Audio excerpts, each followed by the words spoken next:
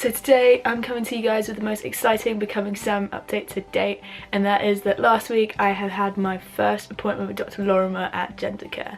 It went really well and I'm really happy with how it went, and in this video I'm kind of going to walk through the whole experience kind of from start to finish, from me getting there to what we talked about and to kind of the conclusions from the appointment. I was going to vlog the whole thing but my camera battery died, so you're just gonna have to sit through me chatting about it instead. So I went to Marylebone Station, which by the way isn't just a national rail station like I thought. It is also on the Bakerloo line, so it isn't that difficult to get to. Alternatively, you can go to either Baker Street or Edgware Road, I think, but Marylebone is super duper close, so if you can get on the Bakerloo line, just go that way. On the way to the actual clinic there is a Tesco Express, so for those of you like me who wanted to pay in cash, that is probably the closest ATM. So if you're anxious about walking with a load of cash in your pocket, then that one's only about a 2-minute walk away from the clinic, so it's a really good ATM to go to, and that's where I went. When I got to the actual clinic itself, it's on this road that kind of looks dodgy, I'm not even gonna lie.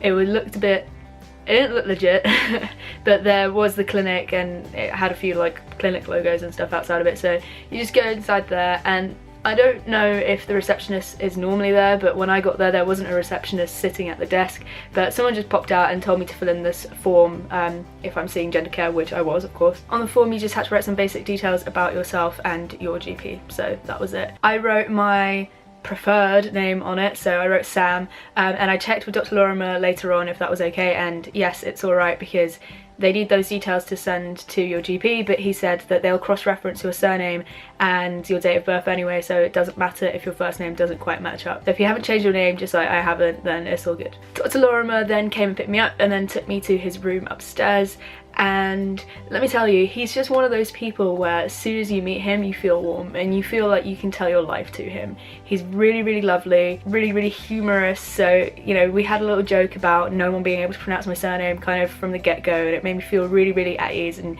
you can tell that he just really knows what he's doing and he knows that this is a big deal for people, so he was really good at kind of like keeping it chill. So during the actual appointment, Dr. Lorimer sat there writing down everything that I was saying on this kind of like sheet thing, and he just asked a few prompt questions and I just kind of went for it.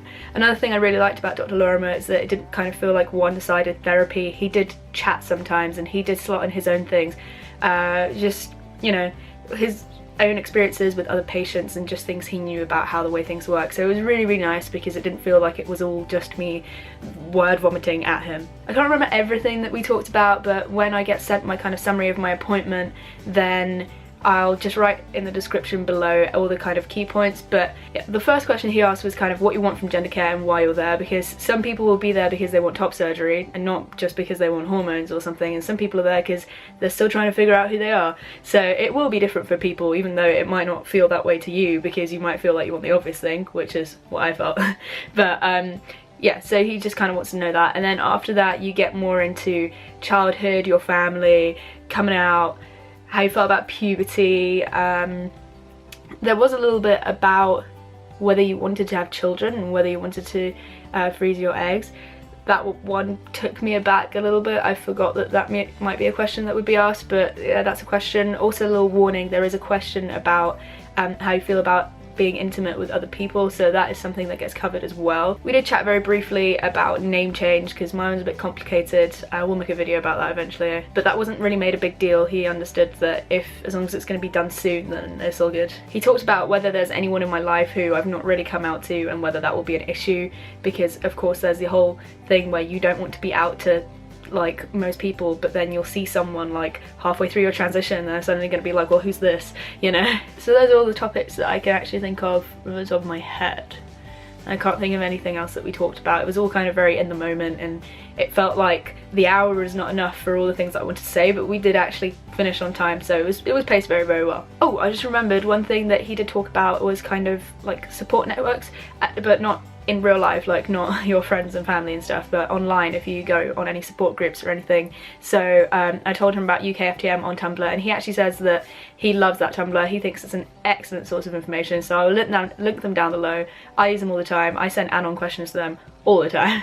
So whenever I need to know something, I usually either scroll through their blog and through their tags, or I'll just ask a question myself, and I think they're excellent too. But even Dr. Lorimer thinks they're excellent, so clearly they're onto something over there. But he also mentioned another two, which is NATS or NATS, which is on Facebook, and then there's another one which I can't remember the name of. One sec, I'm gonna find out.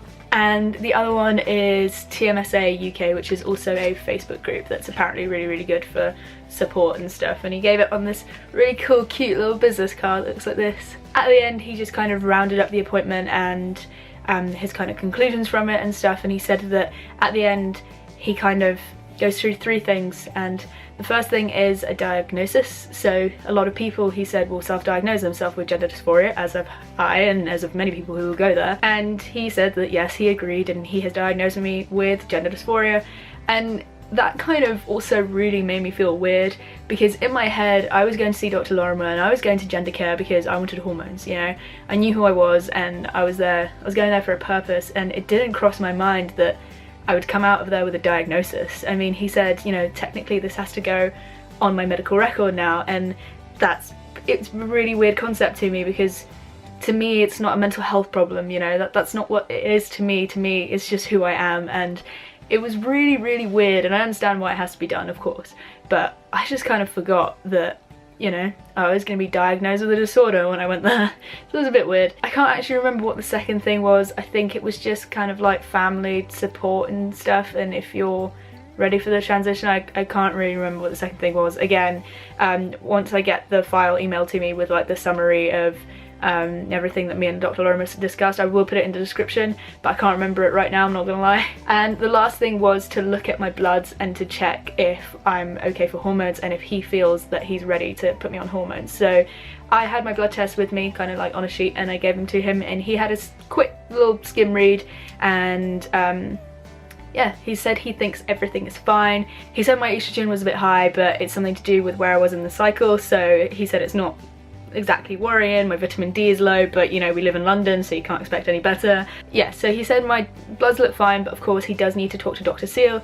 Dr. Seal is currently on a 2-week holiday, I believe, but he said he's going to send him a photo of my blood results, and hopefully Dr. Seal will get back and then we can start rolling everything. Which reminds me, another thing that you do speak about in the appointment is your health, like personally any illnesses you have, but also health within your family, especially to do with heart problems and stuff like that. So that's just another thing that's going to come up. So yeah, at the end he concluded that he would be happy to prescribe me hormones, which I'm really happy about.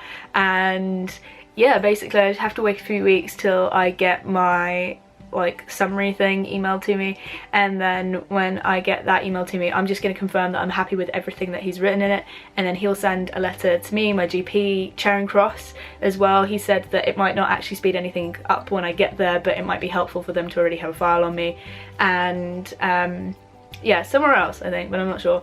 And I also requested a little letter. It's a UK passport letter, but I thought maybe it will help me just with anywhere else that I might need to change my name or my gender. If it's slightly complicated, then one of those letters to help out with that. I might also copy that letter for myself for like when I go to airports, and you never know, these things could be just a bit useful. So yeah, overall really exciting. I think aside from anything to do with my name or the NHS, my next Becoming Sam updates is probably gonna be me going on tea.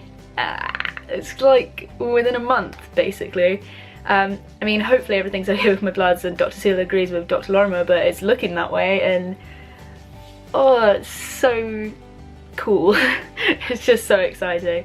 Yeah, when I came out of the appointment I was just like bouncing all around. I didn't even want to go on the tube because I had so much energy. I was like, I can't go into rush hour tube right now because I have so much energy within inside of me that I just need to expel. And I messaged everyone and anyone that knew I was going to that appointment just to talk about it because I was so happy. Like this video if you liked it. Comment down below if you have any questions about the appointment or anything that you'd like to add for anyone else watching this. Subscribe if you'd like to keep updated on my journey. Really excited things are coming up, as you could see, and yeah, thank you so much for watching, and I will see you guys next time.